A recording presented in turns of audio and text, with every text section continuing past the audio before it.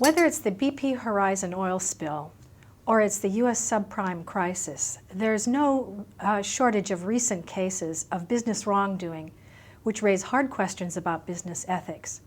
But should it be the individual or the firm which is held morally responsible?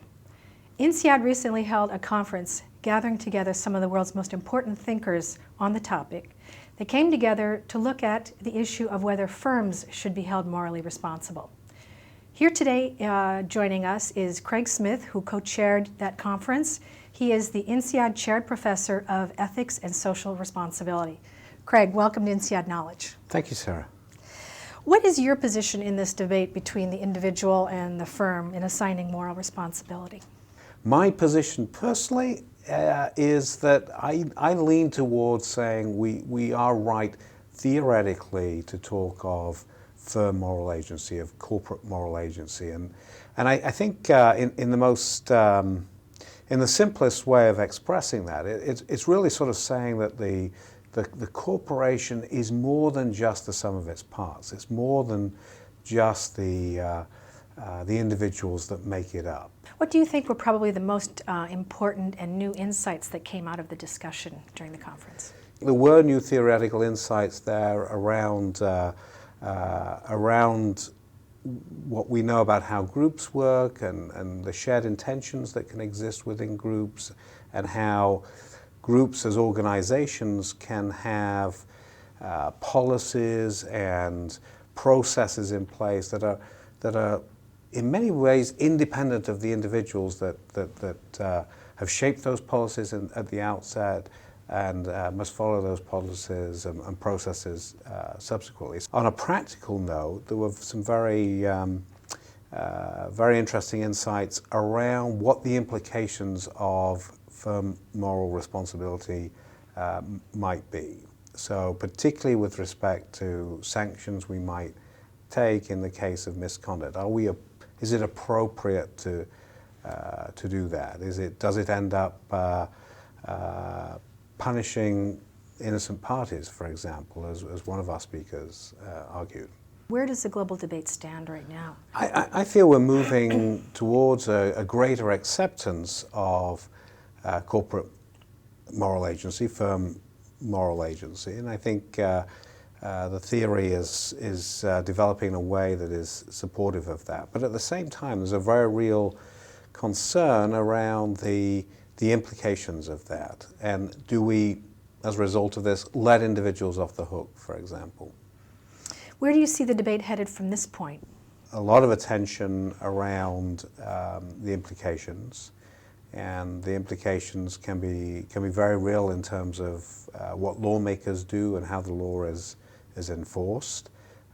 Certainly with this question of letting individuals off the hook, there's an argument for saying we need to do a whole lot more to make sure that individuals are accountable for their decision making.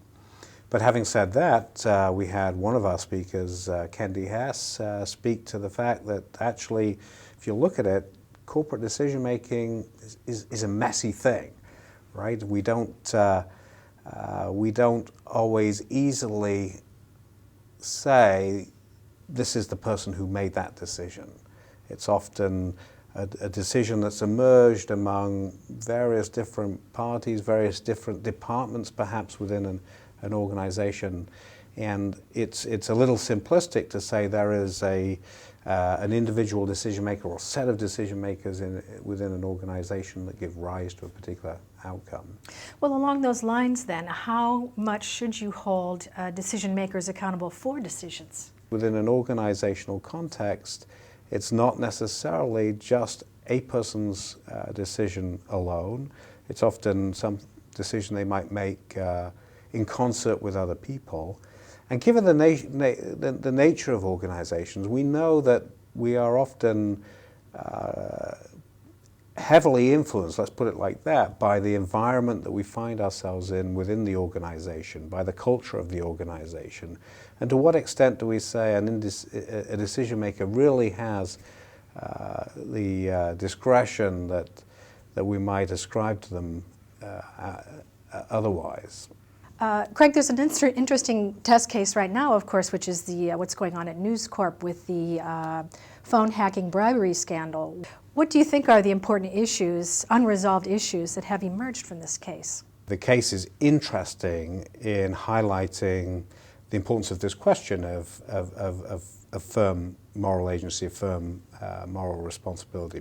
Do we say that that phone hacking and the bribery of police officers and other government officials, do we say that that was the actions of a few individuals? Seemingly, the evidence presented at trial in the last few weeks with respect to Rebecca Brooks, Andy Coulson, and the others would suggest that this was a practice that was fairly systemic and widespread within news international titles.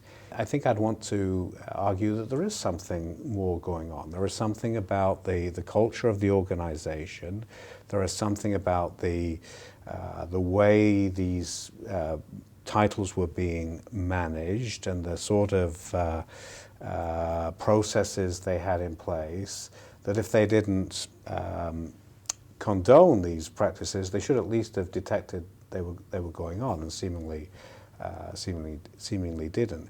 And then you have to ask the question, well, where does that culture come from? So to what extent do you then say, well, it's Rupert Murdoch, or do you then say instead, it's actually no, it's News Corp, it's this monster that's been created that seemingly allowed these corrupt practices to happen.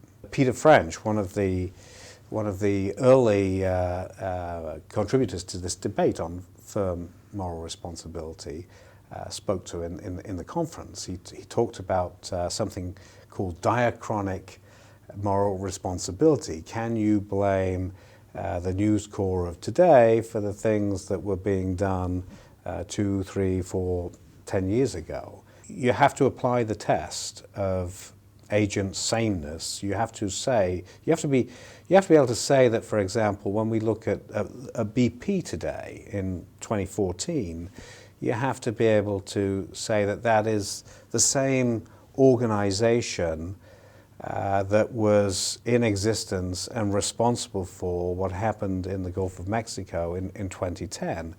And quite clearly there have been changes in BP in the last 3 to 4 years, and maybe the agent sameness test isn't necessarily passed. Well, thank you very much, Craig Smith. You're very welcome.